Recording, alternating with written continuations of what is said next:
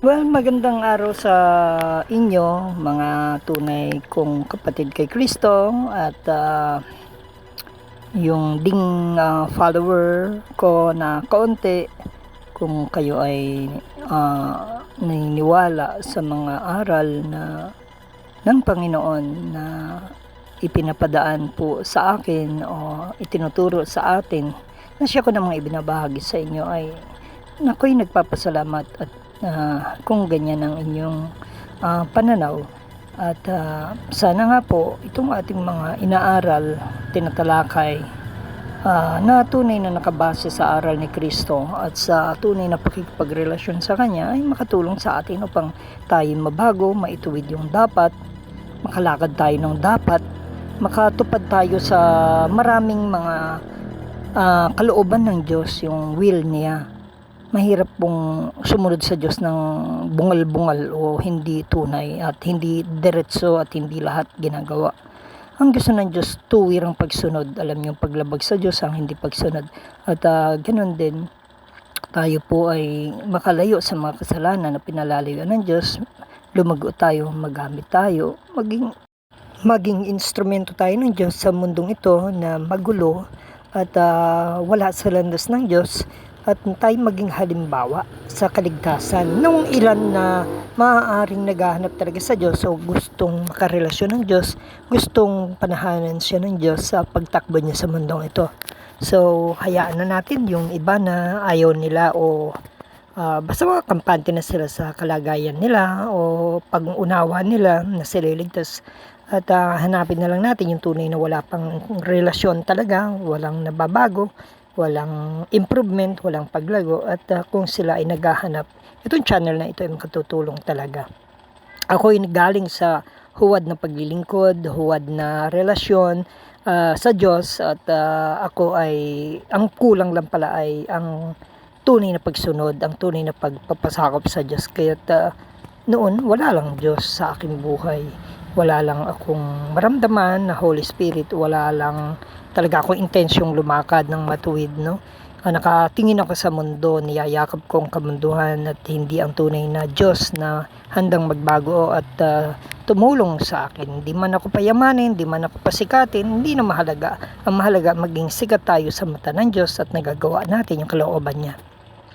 So by the way, happy Mother's Day nga pala sa lahat ng mga ina na nakikinig o mga ina na lalo na yung mga responsible, at sabi ko nga doon sa ilang ipinost ko, yung mga faithful at loyal na mother sa Diyos. Una, dapat tayo tapat sa Diyos. Mahirap pong magpakaina sa mga anak o sa ating bayan o sa ating mga kaanak kung hindi naman tayo tunay na nagsuko sa Diyos. Ang pagiging ina lang natin ay yung makamundong ina. Okay din lang yon na kung ano yung ina na nakikita natin sa iba, nagpapakain, nag-aaruga, nag-aalaga, okay na rin. Basta't mabait naman silang ina, di Happy Mother's Day. O, di ba? Pwede na yon. Pero iba ho yung mother na gusto ni Kristo. Iba yung gusto niya maka-Kristiyanong mother. Siyempre, hindi naman lahat ng tao sa mundo ay Kristiyanong mother.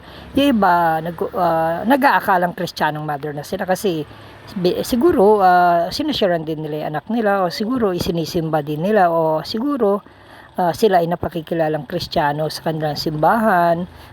So pwede rin yun kung gano'n ang pananaw nila ng pagiging Kristiyanong ina. Pero ang tunay na pagiging Kristiyanong ina na nais ni Kristo ay yung ina na napasasakop sa kanyang una sa Diyos. Yung bang kinikilala niya ang Diyos bilang tagapagligtas, siya ay tunay na nagsisi sa lahat ng mga kasalanang namana niya kay Eva at Adan, sa kasalanang kanyang nagawa na pinandidirihan at kinahihiya niya sa harapan ng Diyos, at kanyang gustong matanggal at pagsisihan talaga dahil namumuhi na talagang naririndi siya doon sa kasalanan niyang hiyang-hiya sa Diyos. So pinagsisihan niya at siya ay tumalikod at handang tumalikod pa sa lahat ng uri ng kasalanan na meron siyang nagawa o hinahawakan, binibitawan niya yan.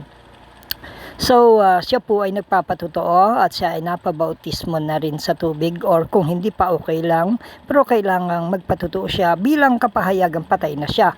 Pero yung bautismo, pwede ba yun sa kayo lang sa loob ng church o pwede ba yun sa ilog? Ang mahalaga ng ang na essence ng bautismo ay ikaw ay napapasabi mo, napapaalam sa mundo na ikaw ay namatay na ilibing na ang dati mong pagkatao. At yung iba pinopost pa nila yan sa mga social media. Pwede rin, or kahit hindi na mahalaga yun, ang mahalaga yung pag ikaw ay nagpabautismo sa tubig, dapat nakikita ito, quote and quote, nakikita ito ng maraming tao. Sana yung parang ganun kay John the Baptist na ipinapaalam sa tao na ikaw ay namatay at susunod na kay Kristo. At tingnan nyo yung taong ito na napabautismo, hindi na siya babalik sa kasalanan. At siya ay tagasunod na ni Kristo at hindi na ng sarili o ng diablo o ng mundong ito. Yan ang tunay ng mga ina, yung na gusto ng Panginoon. Talagang inang nagsuko ng buhay sa Diyos upang sumunod, parang si Mary, yung Mary na kaibigan niya, kapatid ni Martha at ni Lazaro, no? So yung mga babae sa Bible na madumi ang buhay, na naglinis ng luha ng kanya sa paa ni Jesus at pinunasan ito ng maduming ng buhok niya, at ito ay pinuhusan niya ng pabango. So ganun din ginawa ni Mary na kapatid ni Lazarus at ni Martha, na binuhusan bilang paghahanda sa kanyang nalalapit ng kamatayan. So ang gusto ng Panginoon ay yung pakikinig ni Maria na kapatid ni Martha, at Lucas nung siya ay nangangaral na inuuna ni Maria ang pakikinig, si Martha ay hindi. So ang gusto ng Panginoon sa mga ina ay, sabi nga sa Bible, pasakop sila tunay sa Diyos, may takot. Katulad nung si Naomi na anak niya ay manugang niya si Ruth, namatay na yung asawa ni Ruth, biyanan niya si Naomi, matuwid siya. So marami dyan. Si Maria na ina ni Jesus ay isang mabuting ina na nag-aruga sa kanya, na kahit ang anak niya ay alam niyang galing sa Diyos at nung pigilan siya ni Jesus, nagpakumbaba siya na wag niyang pangunahan daw si Jesus, no? So alam niya yung lugar niya sa harap ng Diyos, sa mga tauhan ng Diyos o sa mga pinadala ng Diyos o sa anak ng Diyos. Hindi siya nakikialam. Yun talagang hindi siya masamang patutuo sa lipunan. Kaya malinis si Maria, pinagpaalam, blessed talaga. At alam ng Diyos na magiging mabuting ina siya ni Jesus dito sa lupa ng mag-aaruga kasama ni Jose. Marami pa pong karakter sa Biblia ng mga ina o mga babae na dapat po talagang gusto ng Diyos pasakop. Hindi yung huwad ang buhay, hindi patunay ang pagsuko ng buhay. Ang gusto ng Diyos talagang mamamatay sa sarili at mabubuhay na kay Kristo, tatalikod sa lahat ng kasalanan, at saka yung tatalikuran ng sarili. Sabi ni Kristo, if anyone wants to come to me, he must deny himself and take up his cross daily and follow me. Yun ang gusto niya, na kahit anumang kalagayan mo na sa buhay, narugmok o iniwan ka o kung anuman nangyari sa buhay mo, dalhin mo yan at makontento at sumunod ka sa akin. Pag sinabing sumunod, hindi ka sa diablo susunod sa lahat ng nais ng Kristo. Well, paano malalaman yung nais ng Kristo? Di alamin mo yung tamang aral, yung tamang tagapangaral. Huwag kang pupunta sa bubulok-bulok na tagapangaral o mga huwad o mga mahalin na tagapangaral na nagpapatuloy sa kasalanan na wala pang tunay na pagsuko sa Diyos at dilim pa sila, at hindi pa tunay ang pagsuko. Hindi alam kung kailan sila tunay na susuko. Hindi ka lang lalago doon. Dapat yan ang gawin ng isang ina upang siya ay lumago. Hindi yung hinahanap niya yung maling aral para pagbigyan yung kalaswaan niya, kaimoralidad niya. Hindi niya hinahanap yung mga simbahan o mga ngaral o nabulag na para pagbigyan siya, hindi sa tamaan ng mga maling ginagawa niya sa buhay at para hindi niya maituwid. So, ang tunay ng mga nais ni Kristo, yung mga ina na talagang nagtutuwid at talagang handang sumunod, handang tumalikod na. Sabi ni Kristo ay deny niyang sarili, denial of self. He must deny himself. Yung gusto mo, yung kamanyakan mo, yung libog mo, yung iyong hilig sa laman, yung iyong paghilig sa mundo, sa karangyaan, ang lagi mong katanyagan, kayabangan, kamunduhan, no? Talikuran mo yan. Si Kristo ang dapat mauna. Una sa kanya, pag sinabi niya ayoko ng mayabang na pananamit, huwag kang magyabang na pananamit. Pag ayoko ng malaswang pananamit, huwag kang magmamalaswang pananamit. So ano pang gusto ni Kristo? Okay, siyempre, ang tunay na mabuting ina ay yung tunay na ilaw siya ng tahanan. Siya ay pasakop sa kanyang asawa, ano man, mahina man ang asawa niya o unbeliever. Kung unbeliever, wala na tayong magagawa. Sabi ng Panginoon, ay akayin mo yung asawa mo. Pinili mo yan eh, nagkamali ka eh. O siguro unbeliever kayo pareho, no, ikinasal, pero nung nakakilala ka, pasakop ka, ano man ang kamalian ng asawa mo, ay pilitin mong akayin sa Diyos. Hanggat naman yung asawa mo ay hindi nag-immoral, hindi gumagawa ng immoralidad o pangangabit o pakikiapid, ay huwag mong hihiwalayan siya. Kung binubugbog ka, di ibarangay mo at saka ay maging maayos. Nandun ang desire ng isang ina para mailapit ang asawa niya sa Diyos upang hindi mawasak yung kasagraduhan ng kasal. Ha? Binubugbog ako, kaya ako naghiwalay, kaya ako nag-asawa ng iba. Kasi ako hindi binibigyan pangangailangan ko, hindi ako masaya, hindi ako prinsesa, kaya ako ay nakisama na sa iba. Hindi, karumal-dumal ho sa Diyos yan. At adultery ay hindi papasok sa langit, sa kaharian ng Diyos. Malinaw na aral ho yan. Oras na mamatay ang isang tao na nasa ganyang kasalanan, maski pa siya nagsisi, subalit hindi itinuwid, walang kapatawaran ho yun. So, kailangan talikuran yung kasalanan iyon. Upang madinig tayo ng Diyos sa ating pagsisisi dahil ang kasalanan na siyang hadlang upang tayo madinig ng Diyos. At kung hindi tayo tunay na tatalikod sa kasalanan, we will not be saved. Huwad ang ating paglapit, huwad ang ating pagtalikod, huwad na wala tayo. Tinanggap lang natin siya para maligtas pero hindi para sumunod, hindi para gawin ang pinagagawa niya upang maging mabuti tayong patutuo sa Kanya at sa lipunan at sa mundo. At dapat tayong halimbawa ng isang pagiging mabuting ina sa pagpapanatili ng kasagraduhan ng kasal ng tahanan na in-establish ng Diyos. Kung matalino kang ina at hindi matalino ang asawa mo, di ikaw ang manguna pero pasa sa ilalim ka sa asawa mo. Role yan, no? Role ho yan, para yung kay Cheska Diaz, ano? Na Kramer, nagtataka ibang tao bakit ganun siya, bakit hindi raw tama sa panahon ngayon na equal right at kailangan daw ganito.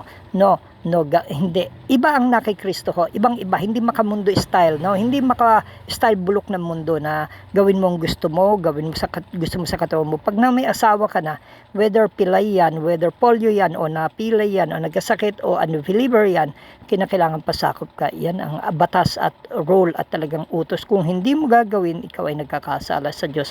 Hindi mahalaga sa Diyos yung standard ng mundong ito, kundi standard ng Diyos. Okay? So, katlo, yung isang mabuting ina ay yung ang anak niya ay ilaw talaga siya. Patutuo siya sa mga anak niya, nag-aaruga, hindi siya nagtotongit, nagsusugal, nagagayahin ng anak niya. Hindi siya yung palundag-lundag, patutuo sa simbahan o kung ano man, pero sa bahay ang bunganga, ganun. Ang katransaksyon niya panluloko sa kapwa, o di ba, nagtataksil pa sa tatay nila o sa anak.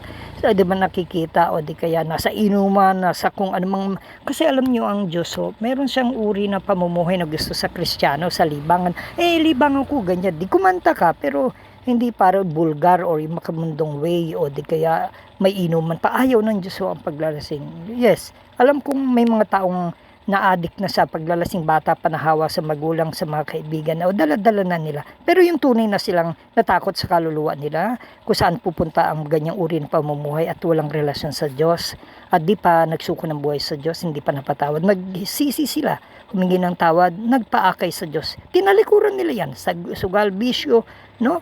Kaya ganun din sa ina. Kung tunay ka naman na talaga sa Diyos, tunay ka rin sa asawa mo, tunay ka rin dapat sa anak mo. Hindi ka kakikitaan ng bahid, kailangan maging matuwid, kailangan hindi dapat makita na sa isang tunay na nagsuko ng buhay kay Kristo ang kasamaan. Binabago niya yan, nagpapaakay. Kung matigas ang ulo mo, ayaw mong paakay nga, sa tamang mag-aakay, gusto mo bulag, gusto mo gawin ang kamanyakan, gusto mong gawin na ang pagnanakaw, panluloko sa paghahanap buhay, nakikita ng anak yan. Kaya maraming mga anak ang ina, ang nakakausap din natin na brothers, sabi niya, ang aking mga anak ay nasa kasalanan, na paano gagawin namin? Ano bang ginawa ninyo nung panahon na maliliit yan? Dapat sana doon nyo sinimulan ang pagpapalalim ng inyong sarili upang makita nila si Kristo sa buhay nyo, ang katuwiran at ang kabanalan at ang kapangyarihan ng Diyos at ang banal na Espiritu Santo na nananahan sa inyo at ang pamumuhay nyong matuwid sa gitna ng pagsubok o sa gitna ng kawalan ay ang Diyos na mayaman ang tumutulong sa inyo, ang Diyos na makapangyarihan, ang true prayer ninyo dahil matuwid kayo, nakikita ng anak ninyo na tumutugon ng Diyos. Hindi kayo maluho, nakikita ng anak ninyo. So, gusto niya maging katulad ninyo. Hindi kayo mayabang, gusto niya maging katulad ninyo. So, like mother, like daughter nga, di ba? Kaya sana magawa natin at masunod natin kung ano yung pagiging ina na nais ni Kristo sa kanyang sambahayan. Okay, now kung wala nang asawa, naalala ko nga po pala ang aking ina na Happy Mother's Day, Emilia Nietes Siladan ko, okay?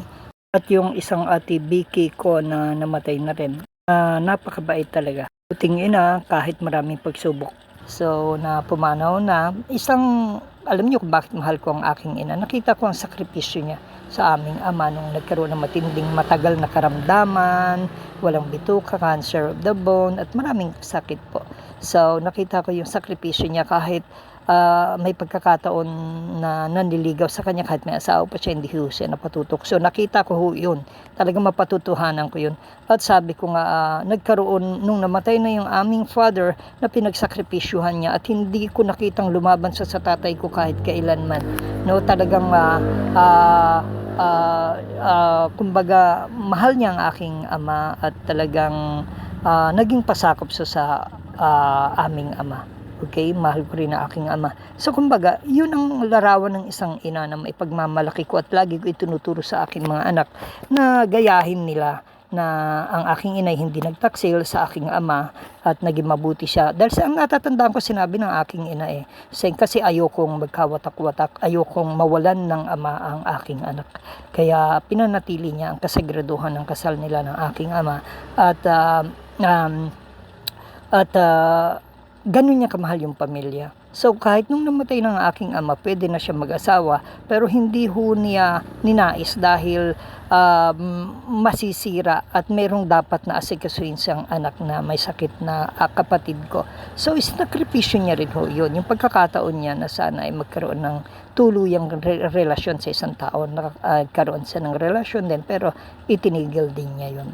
So alang-alang sa mga anak. Nakita ko ang sakripisyo niya, lahat ginawa niya. So sa mga anak niya. So nakita ko yun ko kaya siya minahal at kahit nasa ibang lugar ako, umiiyak ako noon na naalala ko yung kanyang kalagayan sa probinsya. So ganun ko kumahal ang aking ina, ganun ko siya tinitingnan, ganun siya napakabuting ina sa akin at pinaglalaban ko siya at talaga namang may mga time na mga lukulukong tao na magsasalita against her. Ay, noong time na ako'y walang Diyos, gusto kong patayin talaga, nakaplano. Pero sa totoo lang, nilimot ko na yun. Pero sabi ko nga mabuti ang aking ina, ang aming ina na umaruga sa amin. So, ang tanging naiksukli ko nung siya ay nabubuhay, na siya ay samahan, na siya ay may kakwentuhan uli, na siya ay nagkaroon, binigyan ko ng apo, at siya po ay nagkakwentuhan kami na matagal na paulit-ulit, nagka-enjoyan kami sa panunod, pamamasyal.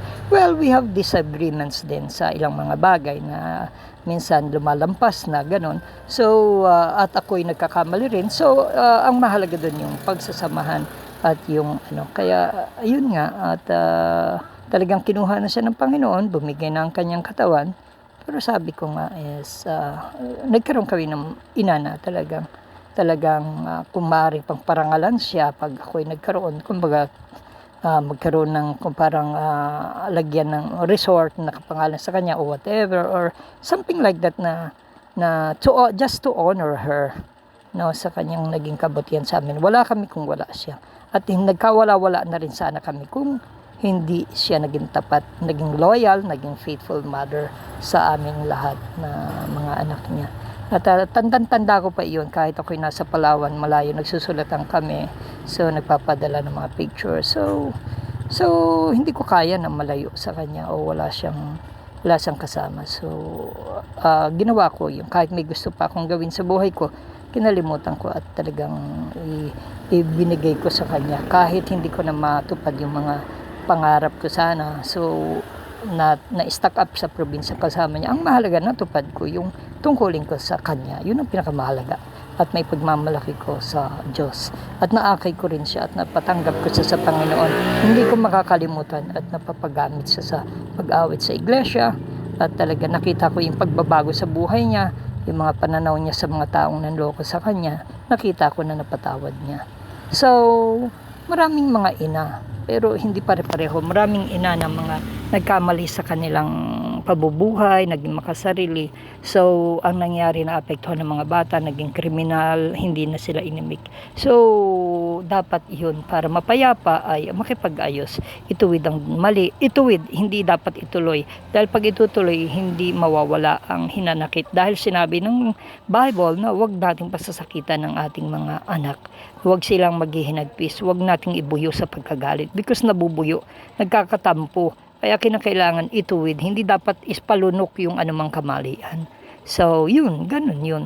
So, sa mga family na mga hiwalay naman, kapag nagkahiwalay, huwag ituloy yung kasalanan upang yung ina naman ay, ang mahalaga sa anak, hindi na nagtutuloy sa kasalanan ng kanilang ina o yun ang magiging maluwag sa kanila.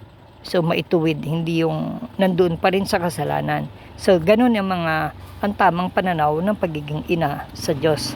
Kung nagkamali, ituwid at itama. At kinakailangan maging malinis sa harap ng Diyos, malinis sa harap ng asawa, malinis sa harap ng mga anak.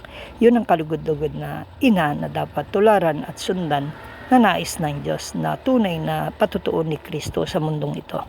Kaya kung may ganyan maraming ina, maraming maaakay na iba pang ina sa Panginoon, maraming anak na maaakay ng takot sa Panginoon. May mga naipost nga doon sila Tony tungkol doon sa pagiging mabuting ina na makakaakay at naipost ko rin yun una kasi nasabi ko nga yung sa una kong pinost about sa mga mother, ang pagkakaroon ng isang mabuting ina ay yan ang unang responsibility ng ina, yung maging Kristiyanong ina, nung maaakay niya yung anak niya sa takot sa Diyos, sa relasyon sa Diyos, sa makikita sa buhay niya si Kristo, yung makakadevelop siya na isang Kristiyanong o makadiyos sa mga anak. Yan ang unang responsibility ng isang ina, hindi na tunay na Kristiyano rin na ina. Pero kung hindi naman tayo makakadevelop ng mga Kristiyanong anak, saan sila pupulutin? Sa impyerno. Ang buhay nila ay makamundo, ang libangan nila ay makamundo, ang ginagawa nila ay hindi tungkulin na pinagagawa ng Diyos, hindi pag-aakay, pagiging patutuo, pagiging kawal ni Kristo, pagiging tagasawata ng maling aral ni Kristo, maling tao sa mundong ito na lumalaban sa gawain ni Kristo. Hindi sila magiging asin at ilaw ng mundo, kundi magiging dilim, no?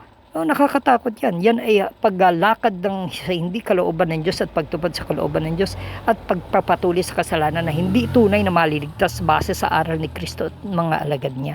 Kaya tungkulin ng ina na naakayin sa Panginoon yung mga anak niya at dapat alam niya na mali ang ginagawa ng anak niya, dapat alam niya yung linaw o liwanag ng aral ng Biblia at alam niyang i-correct, magbabago siya kung may mali siya upang maakay niya, mapaniwala niya ang kanyang mga anak. Okay? Hindi luho, hindi yaman. Kundi yung aral ni Kristo at tunay na pagmamahal na meron siya na ina at ibibigay sa mga anak. Yun ang nakakapagpaakay sa ating mga anak sa Diyos. Okay? Ikaw rin na mag-aakay din, magiging ilaw ka rin sa mahirap ang sabi ko nga, pamilyang madilim, yung madilim. Kumbaga, kaya ina ay ilaw. Ang asawang lalaki kung nadidiliman o ilaw ka, aakayin mo siya step by step kung paano siya mapapalago, magko-cool down, ipapanalangin, no? Kung ano ang maganda patuto mo maipakikita kapag nagagalit o hindi kinakailangan, medyo cool ka lang dahil kung may relasyon ka sa Diyos. Kung wala ka namang relasyon sa Diyos, sige, banat din, sigaw din, balyawan din. Sige, gagawa na ng kasalanan. So, lalong nawasak ang pamilya. So, sagrado ho ang pamilya. So, ang isang pagkakaroon ng isang mabuting ina at pasakop sa asawa niya, hindi buntalero yan, hindi siya yung nangaandar ng asawa. Ayaw ng Diyos yun, karumal-dumal ho sa Diyos ang ganon. Kinakailangan mapasakop ka, yan ang isang larawan ng isang tunay na ina. O nagkamali ka na napili, di ayusin mo. Kinakailangan gumawa ka ng taktika, maghanap ka ng taga-akay mo para maakay mo yung asawa mo. Kailangan magpatulong ka sa tunay na hindi bulag na taga-akay upang maakay mo sa kabanalang katuwiran ang asawa mo. At dapat hindi ka titigil. Meron pang kumisa nakikita na mga mangangaral. Tapos naririnig ko, sabi niya, ako'y mangangaral ngayong araw. Yung asawa ko, ibinibuist ako ng umaga kung ano sinasabi sa akin. Makabuisit nga, inip na inip daw siya. Nakikita mo yung pagiging mababaw niya at wala pang relasyon sa Diyos. Affected siya ng mga ganung bagay. Pero baka totoo naman. mayaman naman na bakit hindi mo pa maakay ang asawa mo? Siguro walang Kristo, magaling ka mangaral sa pulpito, wala ka namang buhay sa patotoo. Maraming mga ina rin, maraming anak din na mga napabayaan. Naging addict, ang maging tattoo na yung mga anak nila, lumakad na sa pag-iinom, paglalasing, na aksidente na. Hindi namin kailangan ng mga ngaral na ina, hindi namin kailangan ng makadiyos kuno na mga na ina, kundi kailangan namin na isang ina. Maraming ganyan ho napariwara ang mga anak dahil kung anong pinagkaabalahan ng magulang, pati mga gawain ng Diyos pinagnegosyuhan, pati salita ng Diyos, Biblia pinagnegosyuhan. Naging kahihiyan ng mga anak, kaya nangyari ang mga anak na pariwara din. Nawalan sila ng isang inang ilaw sana na maipagmamalaki, mahirap man, pero maipagmamalaki kasi alam niyang pakilusin ang kapangyarihan ng Diyos na tulungan sila sa pangangailangan nila because matuwid ang ina. Kaya nakita nilang mga ina, isang ina ng mga manloloko, nakakahiya, o ay ang mga anak walang kapayapaan sa bahay, wala silang. Kaya alam nyo, ingat tayo mga ina. Dapat tayo maging maipagmalaki ng ating mga anak na matutuwid at banal tayong tagasunod ni Kristo. Malinis tayo sa loob at labas ng tahanan. Agay tayo ay matuwid, banal at talagang nalulugod ang Lord. At pag nalulugod ang Lord sa isang ina, sinusunod ng Diyos at pinakikinggan niya ang panalangin nito because sa kanyang katuwiran. At maidagdag ko na rin po, maraming ina rin na noon pa at ngayon, sabi na Brother Seng, akayin niyo po yung anak ko, ganitong tigas ng ulo, di kami magkasundo. Maraming mga teacher din nagsasabi, yung apo namin, yung anak namin, Brother Seng, iba ng panahon, hindi namin makaakay. Sabi ko, magpatutuo kayo bilang tunay ng mga ina o lola, madali niyo maakay ang mga apo ninyo. Ngayon, ipaliwanag sa kanila ang tama kung bakit nagkakagulo ang pamilya ng bata. So, kung tunay kayo may espiritu ng Diyos na lolang ina, at kung kayo naman ay ina rin, ipaliwanag nyo sa anak nyo kung bakit nagkakaroon ng mga problema sa pamilya at makita si Kristo sa buhay nyo. Matatanggap nila yan at susundin nila yung ilaw ninyo bilang isang huwarang mabuting may takot sa Diyos na ina. Huwag kayo yung mga ina na brother, dalhin mo sa simbahan yung halimbawa, pinapadala ng mga ina yung anak nila sa simbahan dahil hindi nila kayang maituwid. Ang problema kasi, yung ina o yung pamilya, yung mag-asawa sa loob ng tahanan. Yun ang nagiging kasiraan, kaya nag-aaway sila mag-ina. Maraming mga ganun na yung pala, nung bisitahin ko at pinapaakay daw at umalis daw sa simbahan at hindi mapatino at hindi makasundo yung mga ngaral o tagapanguna ng iglesia, anong binisita ko naman after ng matagal na panahon, nakita ko mababait naman yung mga bata. Ang kailangan lamang giya, pag-guidance sa magulang. Nakikita ko naman, napag-aralan ko, minsan binubulyawan ng asawa, ang babae yung asawang lalaki. Under, hindi yung mga bata madidiskarel pag ganun. Nakikita, mamanahin pa yung ganyang ugali sa mga asawa nila, magiging ganun din sila. Okay, isa pa, yung kinakailangan, kayo mag-ugulang ang mag-aakay. Hindi nyo mag-Bible doon sa bahay, pero pagdating ng Bible, ikaw ang magulang. Kayong magulang, hindi naman umuupo. Kayo nasa video, kaya inuman, wala pag alam nyong may mag-aakay sa anak ninyo, nang-request ninyo. Tapos, walang maniniwalang anak na parang sinasabi nyo na, hindi, sa iyo lang anak ko may problema, kaya ikaw ang pinapa-attend ko ng simbahan, ikaw pinapa-Bible ko, ikaw may problema. May problema doon ay magulang. Dahil kung mawawala ang galang ng magulang, ng anak sa inyong magulang, kayong magulang ang may problema. Di ba sabihin, hindi nila nire-respect ang pangaral nyo, ang pamumuhay ninyo. Kaya ang pag-aakay ng magulang ay pagte-train sa mga anak on the way they should go. When they grow old, they will never be departed from it. So, akayin mo ang bata sa landas na lalakaran niya upang sa pagtanda niya, hindi siya maging kriminal, hindi siya mawala sa aral ng Diyos, hindi siya maging magnanakaw, hindi siya bukakang, hindi siya manunusok, hindi siya mukhang pera, hindi siya ganid, hindi siya kurap. So, sa pagmamagulang ho yun. So, mahalaga ang tungkulin ng isang ina, ang sakripisyo ng ina. Naalala ko si Susana Wesley, pag siya ay nananalangin, nakikita ng anak, dapat ang mga ina at pati ama, sabi ko nga rin sa anak ko, kapag alam nila kapag ako'y kinakausap ng Diyos, tumatahimik sila. Alam nila kapag ako'y nagpe-pray, tumatahimik sila. Alam nila dapat sa ina, na pag ang ina ay nananalangin, pag inilagay na ng mama ang apron niya, yung apron, yung punasan, basahan sa harap ng damit. Pag inilagay na raw niya yun sa ulo niya at nagpe-pray na siya, alam niyo nang kinakausap na ng nanay ang Diyos, tumahimik na kayo. Ganon yung anak ni Susana Wesley, asawa ni John Wesley. So, isang matapat na babae. Okay? So, sabi ko nga, ang isang ina, pag nakikita ng mga anak ang katuwirang kabanalan, ang mga anak natatahimik at napaproud sa magulang nilang ina at gusto nila maging katulad ng ina nila at inspiration nila. At I have a godly mother na to be proud of, at talagang nakikita ko pag nagpray yan, dumadating ang mga biyaya ng Diyos kasi tunay na matuwid na pinakikinggan. We want to be like our mothers kasi gusto namin. Pero kung bulok ang magulang, bulok ang ina, at ipokrito, talaga manunugal at manloloko, madiwara at talagang may immoralidad na ang mga anak, matutulod ho. Totoong matutulod ho. Yung yan ang example ay pinakikita natin, kaya ang naman ginagawa nating mali sa mata ng mga bata o ng mga anak ay nagiging tama dahil ginagawa ito ng matanda o ng ina. Huwag nating gawin, o lalo na ng ama, huwag nyong gawin. Pati pagsusugal, kung hindi magsusugal ang anak nyo. Kaya ako, naalala ko, no, ako nagsusugal. Yung anak ko, nakita ko nagsusugal na. Nasaktan ako. So, nagbago ako. Because I don't want him to be like me, na ako'y naaalipin sa sugal. So talagang nag-decide ako. Ganun din sa Diyos. Kung gusto mo mag-decide, lumakad sa Diyos, mag-decide ka. It's a commitment, it's a decision. As a mother, kung gusto mo maging patotoo ka sa anak mo, gusto mo mapunta ka ng langit pag namatay ka, it's a decision to be holy, to follow God. Not only receive Christ, but to follow in holiness and godliness and be perfect at magpalago at gawin ang pinagagawa niya, lumayo sa kasalanan. At maidagdag ko pa rin doon pa nga pala sa mga ama na katulad kong single father, na ako'y nalulugod dun sa pagbabati sa akin ng mga anak ko na hindi ako nagpaparamdam pero biglan lang ako yayakapin, sabihin na, Papa, Happy Mother's Day.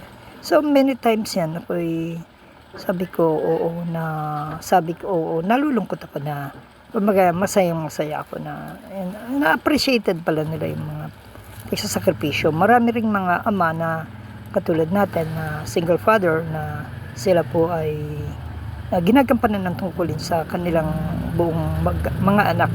So, pagiging ama ay ginaganapan nila, pagiging ilaw, at hindi man ma-perfect, pero happy mothers din sa mga tatay na ganun, okay? Na nagsasakripisyo, huwag kayong gagawa ng anumang bagay. Tutukan ng mga anak sa paglapit sa Panginoon, paglilingkurin sila sa Panginoon, maglilingkod din sila sa mga kaibigan, sa bayan, magiging tagapagpalakas sila ng mga taong nanghihina, kaibigan, classmate. Sila ay gagawin nila yung tungkulin nila sa Diyos. Yun ang ating tungkulin sa kanila. So, marami ding mga guardians, sila yung tita, tito na tumulong sa mga anak o yung mga pamangkin nila. So, sila rin ay maituturing din ng mga mother din.